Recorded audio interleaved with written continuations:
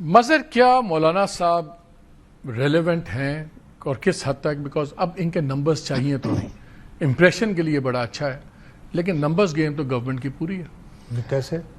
آپ کی ان کے جو ہے نیشنل اسمبلی ان کی آرام سے بیٹھے ہوئے ہیں. نہیں سینٹ میں بتائیں نا. سینٹ کے اندر بھی وہ چار ان کے بتائیں نا. ہاں 4 کا فرق تھا نا، تو وہ کہتے ہیں ہمارے پاس پورے ہیں. وہ کہہ رہے ہیں نا، لیکن ابھی تک اچھا بہرحال ان کا کلیم وہ تو آفیشیل سامنے پبلکلی کہہ رہے ہیں. آپ میاں وہ سے میری مراد سیاسی، میاں وہ سے شاہ جی مراد سیاسی. جی جی کہیں میری کل اچکزئی صاحب سے بات ہوئی تھی اور جب یہ اجلاس چل رہا تھا اس کے بعد انہوں نے 2 باتیں کی. میں نے ان سے پوچھا کہ مولانا صاحب سے ملاقات ہوئی.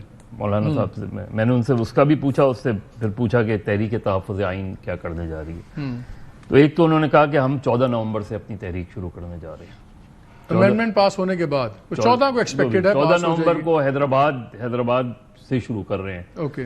اور پھر کراچی میں کریں گے جلسہ، پھر کوئٹہ میں، اور پھر ان کا خیال ہے. پھر میں نے کہا اور کیا کرنے جا رہے ہیں؟ کہنے لگے آپ کو سرپرائز ہوگا. اوکے.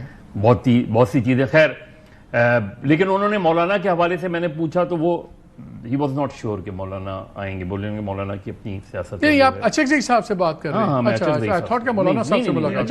اچکزئی صاحب سے. اچکزئی صاحب سے. اور انہوں نے دلچسپ بات جماعت اسلامی کے حوالے سے بھی کی. کیا؟ انہوں نے کہا لیاقت بلوچ تو کافی حد تک ہماری بات سے اتفاق کرتے ہیں، لیکن حافظ نعیم اس طریقے سے نہیں کرتے اس میں. خیر یہ تو وہ بات وہ تھی. دیکھو مالک مجھے یہ لگ رہا ہے ایک تو جو 27ویں ترمیم چلے ہو بھی جاتی ہے 27ویں ترمیم، اس میں ایک تو یہ کہ ظاہر ہے پی ٹی آئی کو نہیں لگ رہا کہ ان کو کوئی ریلیف مل رہا ہے کسی بھی طریقے سے.